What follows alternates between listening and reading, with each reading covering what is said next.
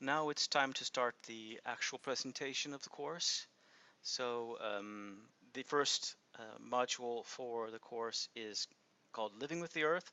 One thing I forgot to mention was that this is based on a book called Living with Earth, and I do not make that obligatory to buy. It's actually an outrageously expensive book. It's a beautiful book, lots of beautiful pictures, but I don't want to make you spend €100 for a book that you only need for a few weeks. However, we have multiple copies of this book in Explora. If you want to buy the book, by all means buy the book. Bol.com is a famous Dutch, like it's the Dutch Amazon. I think you have Amazon maybe in Finland and in Ireland. I'm not sure about Korea. Amazon's not very popular in the Netherlands. We use something called Bol, BOL.com. I'll type. Oh, okay.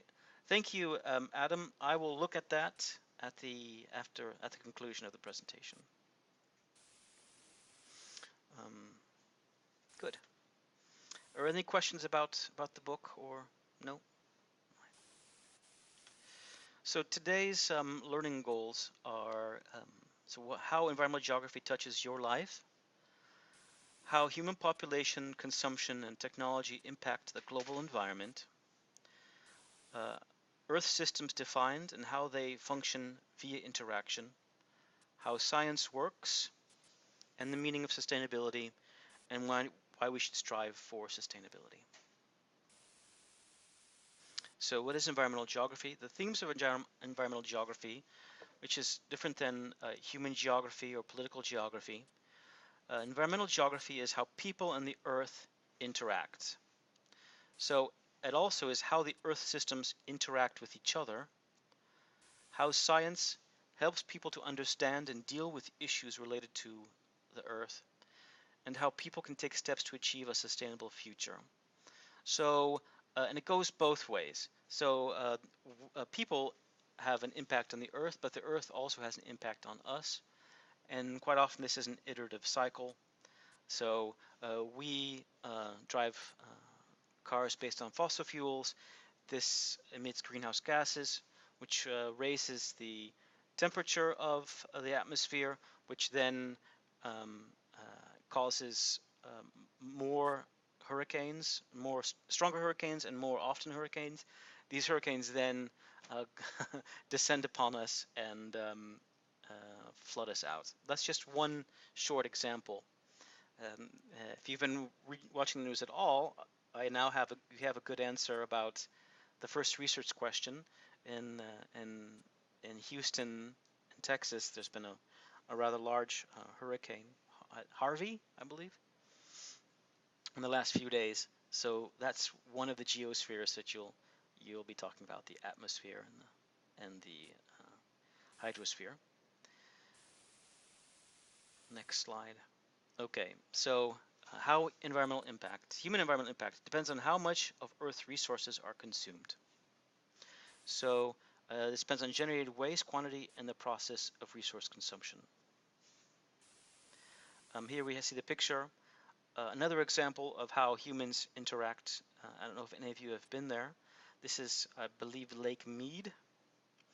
And Lake Mead was not a lake. It was just a river. It was part of the Colorado River, I believe. And this is a dam called Hoover Dam. This is not my picture, but I've been there. And so they created a dam which created a lake. And as the water passes through the dam, it creates electricity. Another bonus aspect of dams isn't just electricity, it's also control over floods. Yeah, so here we have another example of how humans impact the earth resources. We use the water to make a resource, electricity. Sustainability. I know that in ESSET, our program, we talked about sustainability a lot, but it's always good to have a quick refresher. Sustainability is a critical concept in all environmental studies, including environmental geography, and is one that we use as a measure throughout this course. Sustainability is as, in short, capable of being continued with a minimal long-term effect on the environment. Can anybody tell me when was the sustainability defined? You should have. I know the ESSA students took a course, and nope, it's before Kyoto. But your thinking is good. It was just defined in, I believe, 1974 in a UN convention. Also, yes, there you go. Clara got it right. It's called the Brundtland Report, which was in Rio de Janeiro in 1974, 76. And it was also titled Our Common Future. And it was, Brundtland was the, I believe, Danish head of the committee. And they defined it similar to what we say here. So it's the ability to continue the activities of the present without endangering the future. So if I were giving bonus points, I'd give Clara a bonus point. Some human factors to consider. Population is a very important factor to consider. So how many people? Resource consumption. So if you have, how many billions of people are on the planet? I forget, is it 4? It's a lot. So you have 4 billion people. Each of them drink 2 liters of water. Then now you know we need 8 billion liters of water every day. Technology factor. So how does the water get to us? How is the water processed? And then the impact that this has. So going on our water example, we have 4 billion people. If we just look at a smaller population, let's say Breda, that's I think 100,000 people. 7.5. Oh, yeah, it's a lot.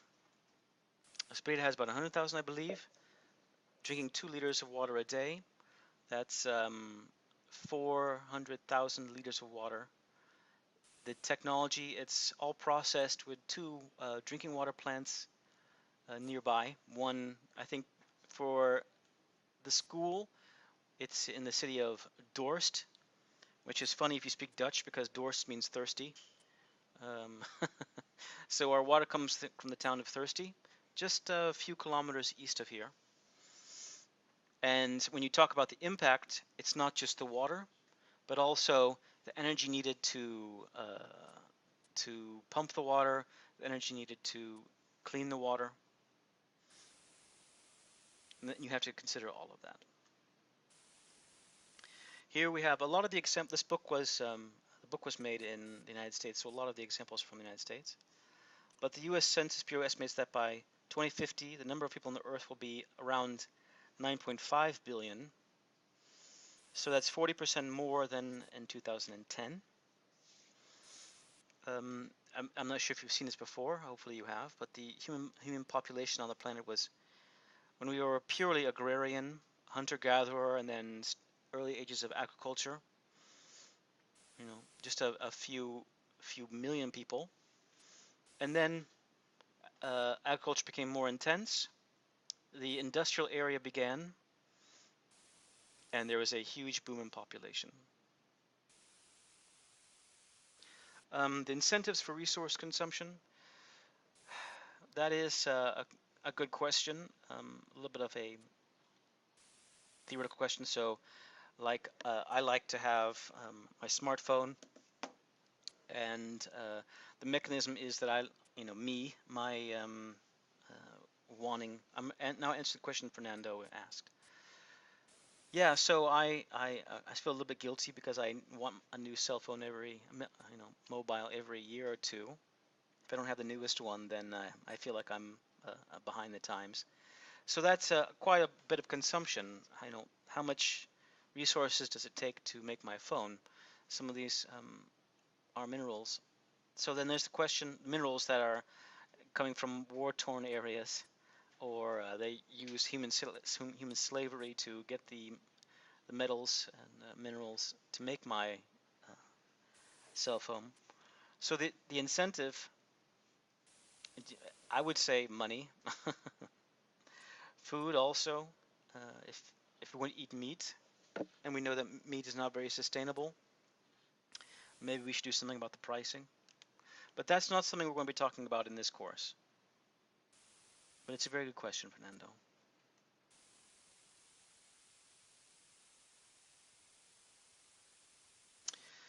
And to show the disparate wants and needs of human populations,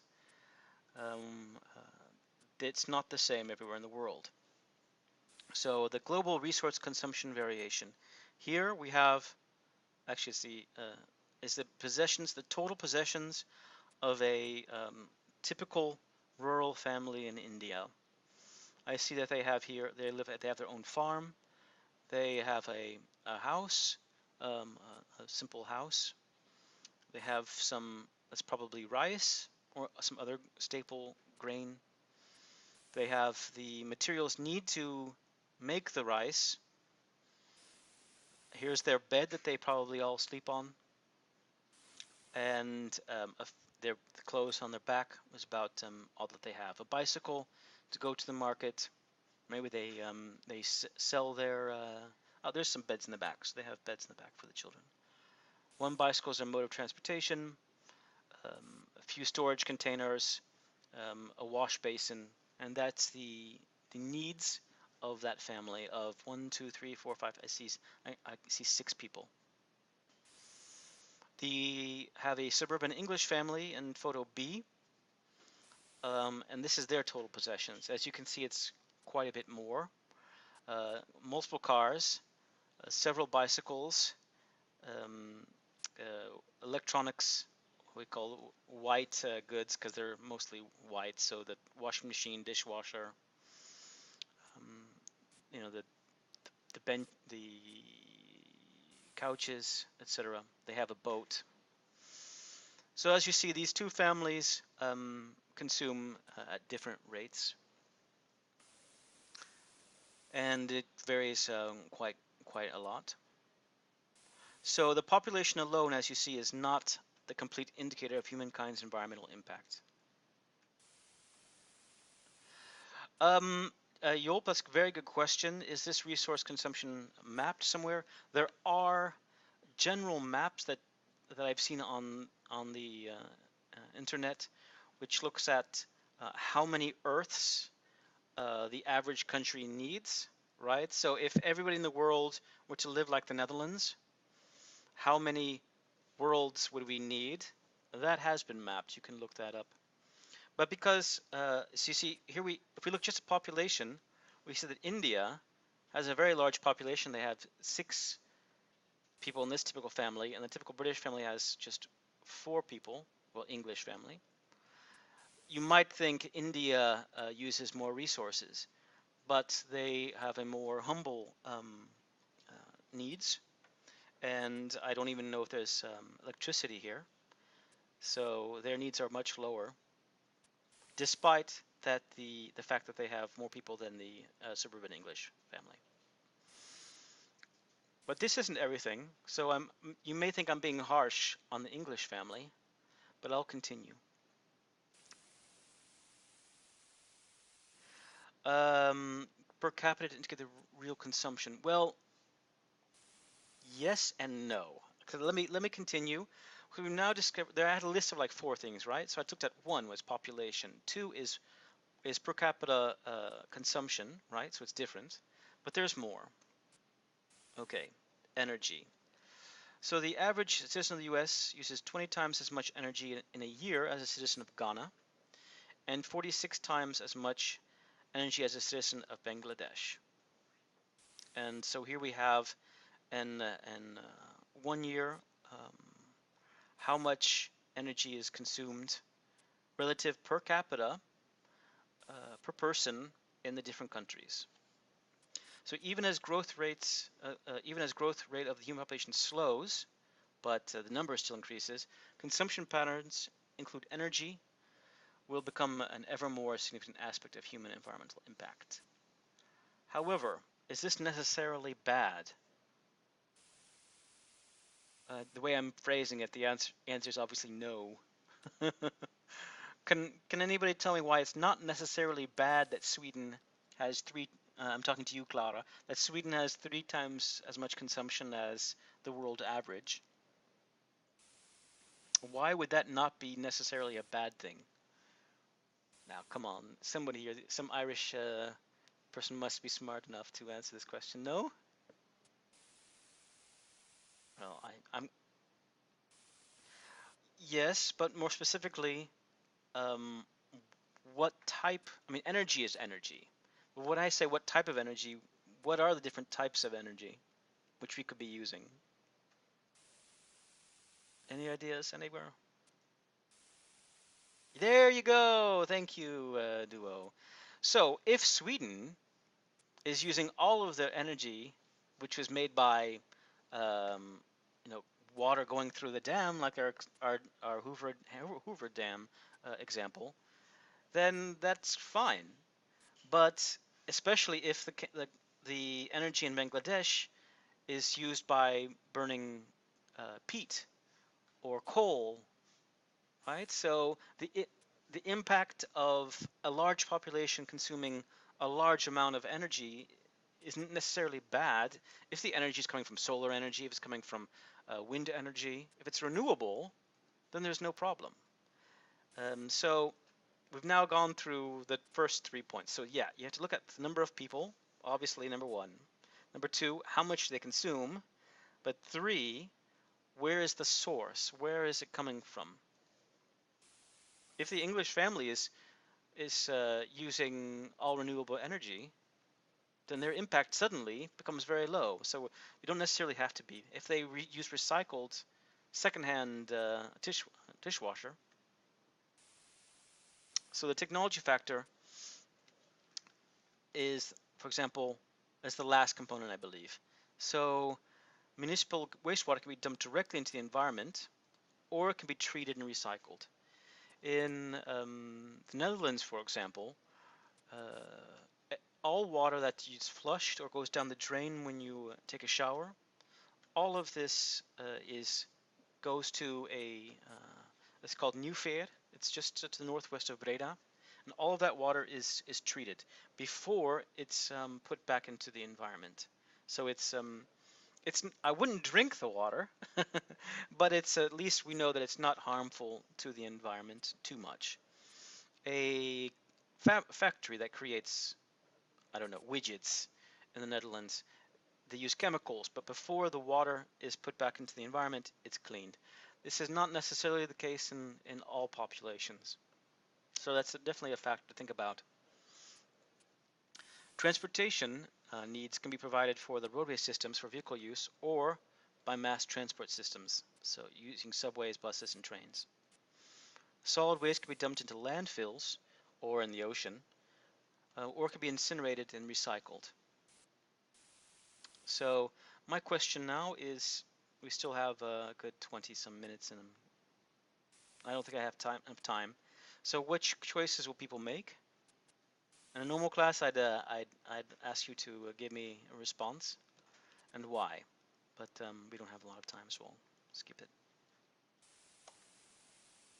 Okay, so here we have two automobiles. In photo A, we see two vehicles. Which will impact our environment most negatively? The very small smart car or the large Humvee? Now I am going to ask. So you think the Hummer or the Humvee that will have the bigger impact? Adam says. I'm being a little bit tricky with this question because Adam, you, as the Dutch say, you went a little short through the curve. Have you learned nothing for the last 20 minutes? It depends. Yes, there you go. So it depends. What if the person in the large car always drives with like 8 people, and they don't drive very often. But when they do drive, they only drive with 8 people. So it's pretty efficient. And what if this is one person and they drive like mad all day long? They drive around consuming, consuming, consuming.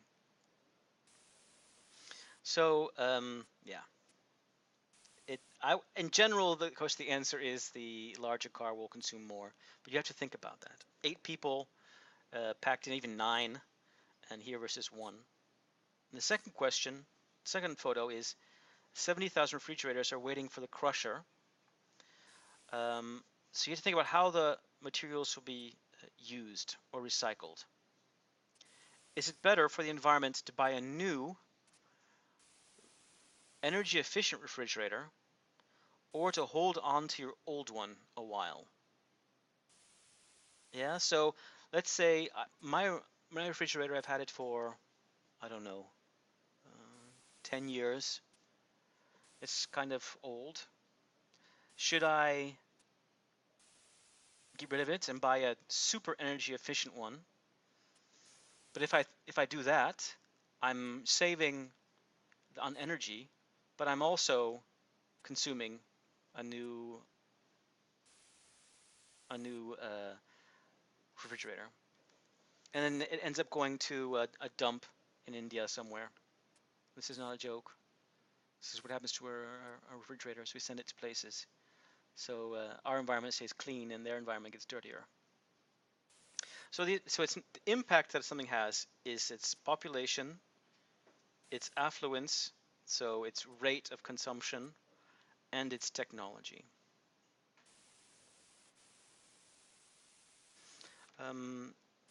I mentioned at the beginning of the course, another component is the increase of costs of natural disasters. Here we have a few examples from the United States.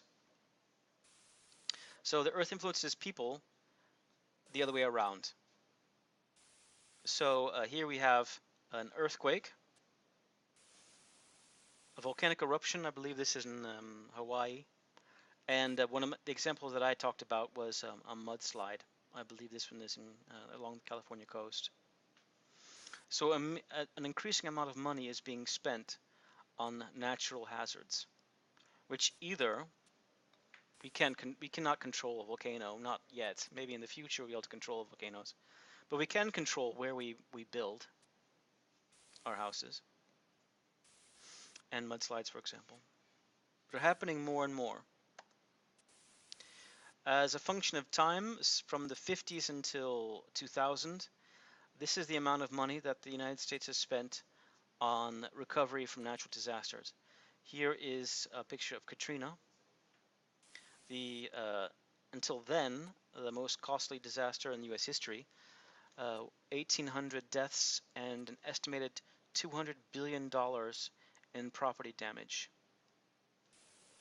And these are happening more often as our environment changes, one, but also as human population grows and we're moving into areas where natural disasters occur. So another learning objective was to understand how Earth systems interact. Understanding how and why Earth changes comes from a systems perspective. That's one of the most important parts of environmental sciences, the systems approach. Systems interact within each other, but also without. So they're interrelated and also interdependent. The 4 systems that interact at the scale of the entire Earth are the geosphere, the atmosphere, the hydrosphere, and the biosphere. So here we have, as an example, the carbon cycle. It's a complex dynamic cycle that is in all 4 spheres. So let's start, where should we start? The biosphere. So we have trees, right? So the trees, they take a carbon source from the ground, converted into biomass, the tree itself, and they give off carbon dioxide. Carbon dioxide goes into the atmosphere, and then it may be deposited through through rains or just through mixing into the hydrosphere. So if you didn't know that, rain is not pH 7, it's a little bit lower because of carbolic acid. And then it eventually goes into the geosphere. So this is an example of how the carbon cycle interacts into all four, including like human emissions. Here is, so it's in billions of tons. In the atmosphere, there are 760 billion tons of carbon. In the biosphere, there's estimated 560 billion tons of carbon. In the hydrosphere, there's even more. There's 38,000 billion tons of carbon. And the largest reservoir of carbon is the geosphere at 100 million billion tons.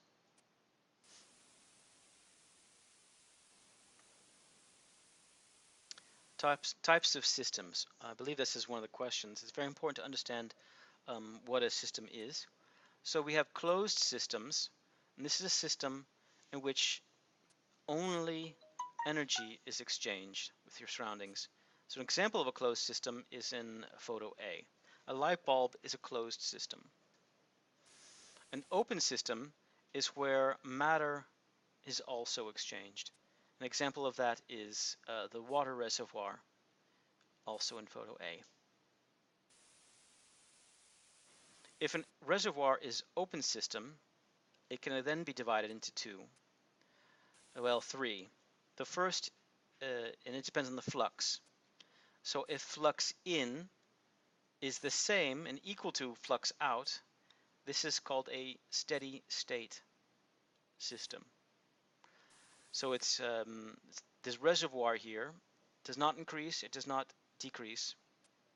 If the flux in is higher than the flux out, then this is called a gaining system.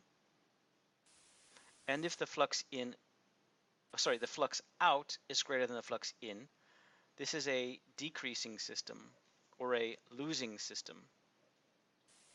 In this example, we use water, but this can be done in biomass. It can be done in human population. You can use that example for everything. I have now posted a question, and you can answer this by giving a thumbs up or not here on the left-hand side. Okay, so I can see a vote. Who thinks the Earth itself is it a closed system or an open system? So have a think. So yeah, so if you can use, there you go, Rob, on to the left, there's like a status thing. If you think it's a open system, thumb up. I think I should ask this yes, no. So is it an open system? Let's make it this way. If it's an open system, you put your thumb up. If it's a closed system, thumb down.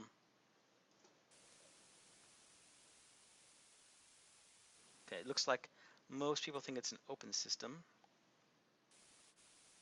And we can also see people who walked away from their computer. I'm an evil genius. But actually, I know the people who haven't answered are sitting in the room, so I know they're here.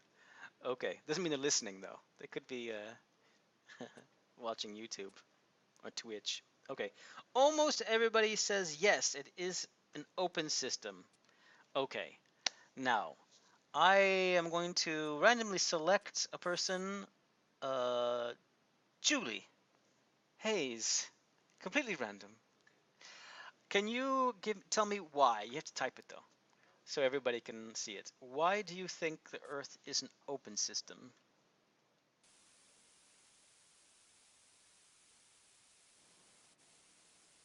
She's typing furiously. And I can choose the person who said things closed.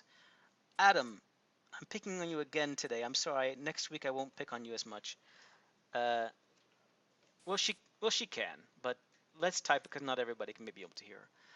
Um, Adam, why do you think it's a closed system? And let's see.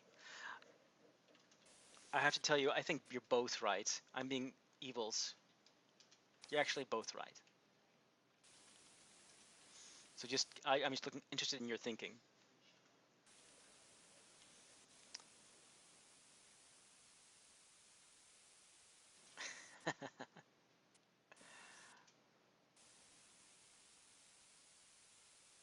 Oh, yeah. So you think it's closed? Yeah. So there's no matter exchanged from outside our planet to inside our planet.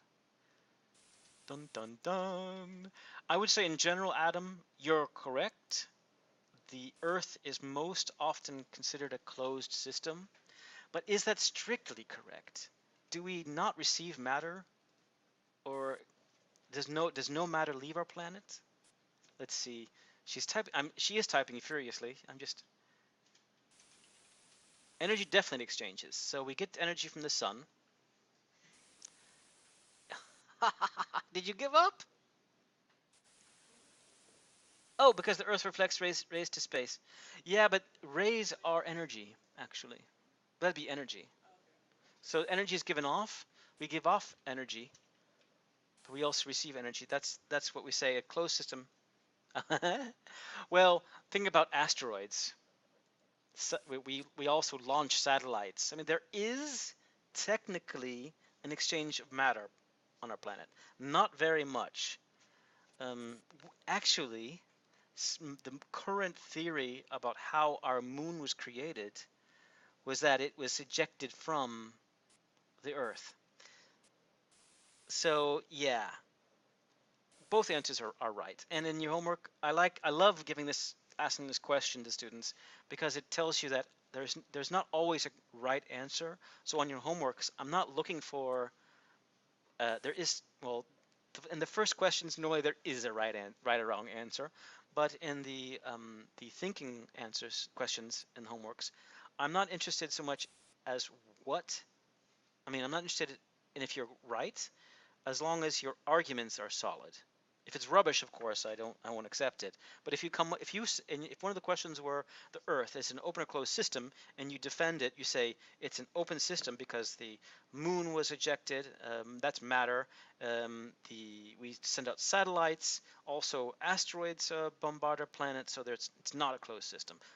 Correct answer. If you then say, but there is a right answer, it does exchange matter. But it's so little matter is exchanged, Jules, that most people say that the Earth is a closed system. Ooh. So most people would say the Earth is a closed system because the amount of matter that we gain or lose is extremely small.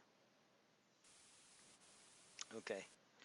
So yeah, I would accept both of those answers in a homework. Residence time reservoirs. Residence time is it's a simple calculation. I'm not sure if it's in your homeworks anymore. It used to be in your homeworks. It may still be. It's the transfer between reservoir. It's constant, right? So one of the measure of how much matter is the average amount of time it is contained in a specific reservoir, and this is called residence time. So the equation for calculating residence time, if the flux in is equal to the flux out, is the size of the reservoir divided by the flux or the rate that's coming in. And since the flux in a steady state reservoir is equal to flux out, then you can also divide by flux out. So would that be true for a small system as well? A huge water tank with a super small leak.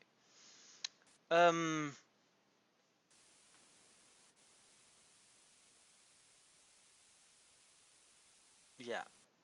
So I'm looking at the chat. So Clara, that's a very good question,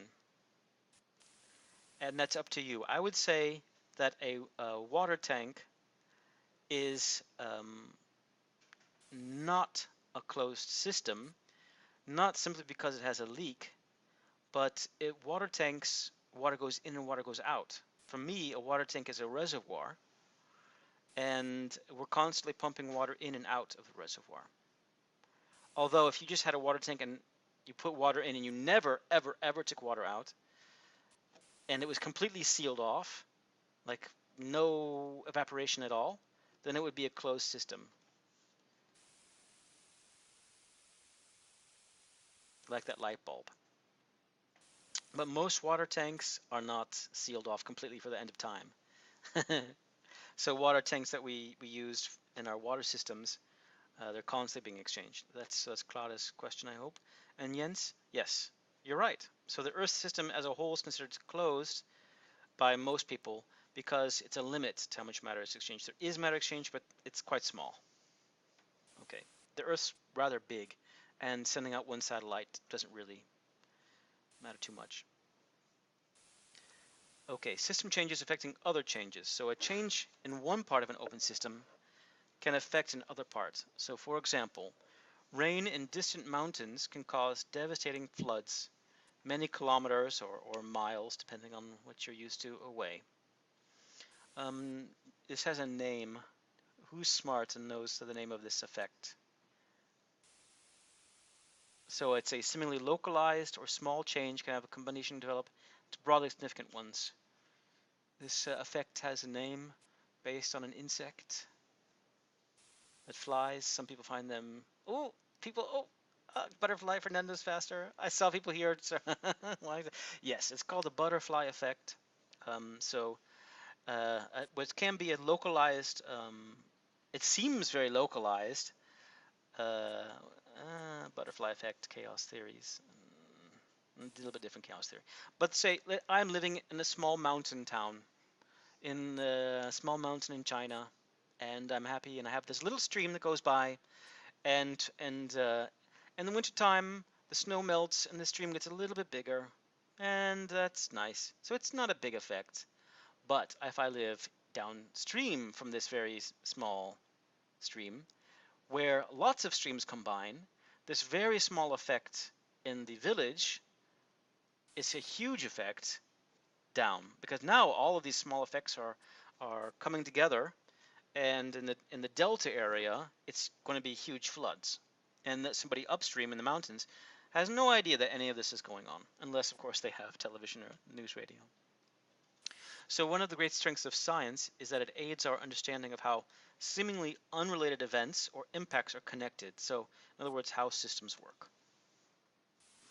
How do we achieve sustainability in the future? So human population using land, depleting resources, and lowering the environmental quality around the world.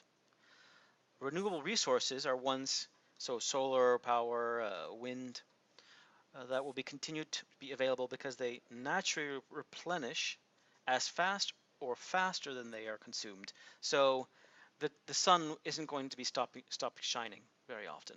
I mean, not for a while. And the wind isn't going to stop blowing for quite some time. So these replenish themselves quite quickly.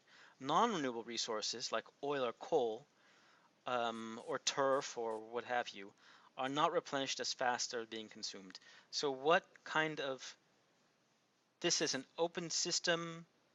If it's a renewable, what kind of system would that be? Remember, open systems are two types.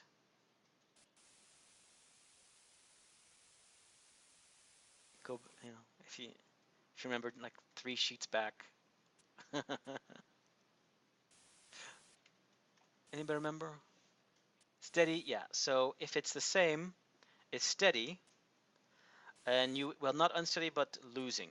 So a renewable resource is a steady state, or a steady reservoir, or a steady system, and non-renewable is a losing system because the flux out is lower than flux in. So coal and oil are being produced as we speak, down many thousands of kilometers, or no, maybe not that deep, but many hundreds of feet below us, hundreds of meters, but very, very slowly, much slower than we're using it, consuming it. Therefore, there must be a balance between resource varieties and consumption. The future must be sustainable. There's just no denying that. Consideration for aiding global sustainability. Here we have a question of biodiversity, and we'll talk about carrying capacity. Just 3 more sheets. We're getting towards the end. Here's an example of in the Caribbean islands. There are many, many islands. So the small island of Soba, which is, I believe, part of the Kingdom of the Netherlands, to a very large island like Cuba or Hispaniola, where Haiti and the Dominican Republic are. So there's a very large variety. In a small island, the carrying capacity of that island is quite small. So in Redonda or Soba, there may only be about 10 different species of amphibians or reptiles on that island, because it just cannot handle as much. But as the island continues to the size of Hispaniola or Cuba, these islands can carry, they have the carrying capacity of about 100 types of reptiles. Oh, Saba. I kept on saying Soba. I'm sorry, Saba. Yeah, it's if you don't know where Saba is, it's right here.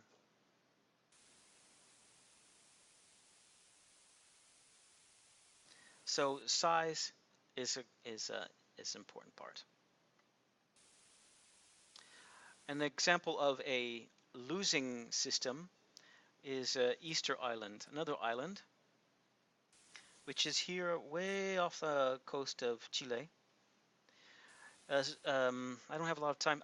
Easter Island is a fascinating island case study to look at, and if you haven't heard about Easter Island, go and watch a few videos about Easter Island, about what happened. The population used to be a very lush island filled with trees and coconuts. The people consumed, however, the resource of trees more than it could be renewed in order to make and transport these very large statues. They look small, but I think a human would be about up to here on the statue. They're very, very large statues. They're several meters tall, because they were offering them up to their gods. Unfortunately, at a certain point, they had chopped down all their trees, and they could no longer sustain their population. And nowadays, the population, the island of Easter Island, is almost completely barren. And where it used to be able to sustain thousands of people, there are now only a few hundred people that live on the island, because and most of the food comes from somewhere else. So this is a cautionary tale about carrying capacity. It's not only about the size of the island, but how the resources are consumed.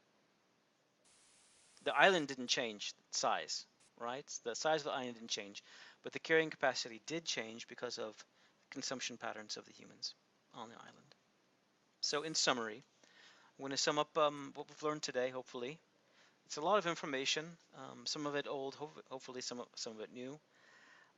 The Earth is an isolated space capsule, so it's a closed system in general, and people have become key factors influencing its environmental conditions. The Earth has 4 interactive systems: the atmosphere, the hydrosphere, the geosphere, and the biosphere. The systems in the Earth are open and dynamic systems which interact by exchanging energy and matter. People affect the Earth on a local scale, but also a global scale. So even though we may not, like that villager in the Chinese mountain, we may not see that our small effects having a large effect, but it doesn't mean that that's not happening. So our consumption of fuel, for example, and putting CO2 into the atmosphere is definitely having an enhanced effect on the greenhouse effect. Increasing population and consumption are global challenges, and we must also address biodiversity, pollution, energy resources and the cost of natural disasters. So you cannot, it's not a simple problem.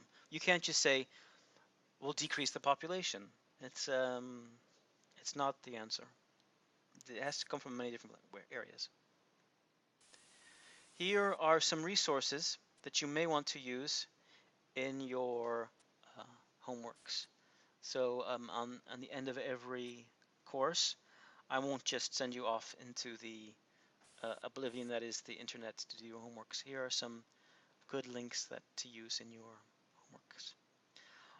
Are there any questions about the presentation today?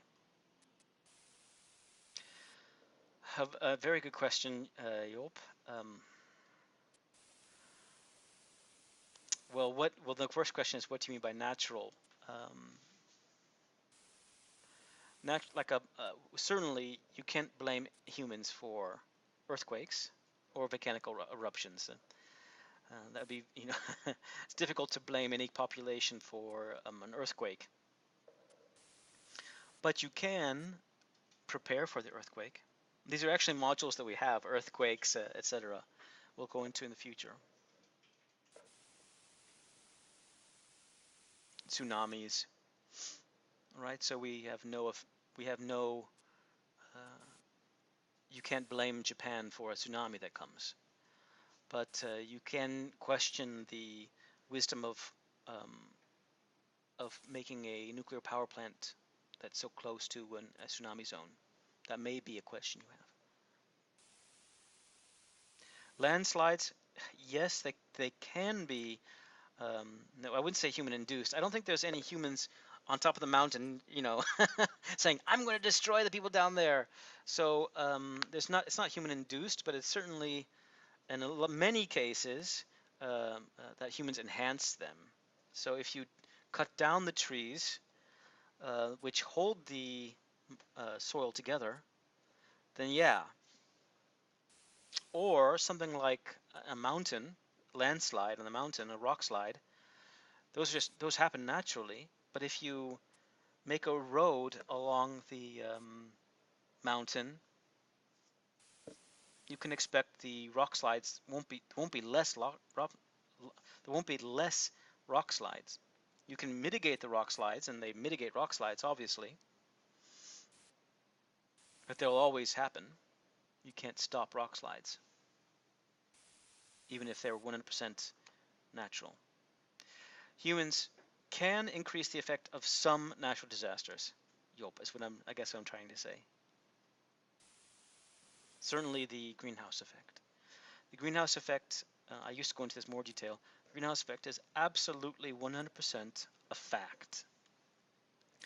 Then some people question if we are enhancing the greenhouse effect, and I think 99% of all scientists agree that we are enhancing it by putting out CO2 and other greenhouse gases into the atmosphere. If there's a common misconception that the greenhouse effect is only human-induced, and that's not true. The greenhouse effect is an absolute fact. If there was no greenhouse effect, our planet would be freezing cold at night and boiling hot in the daytime. But since that doesn't happen, that pretty much tells you that there is a greenhouse effect. There's an atmosphere around our planet which keeps in the warmth at night. Yes, there are variations, obviously, but I mean, our planet would literally freeze at night if there was no sun coming in, and there was no greenhouse effect. Okay, well, I'm going to stop. I'm going to stop the recording.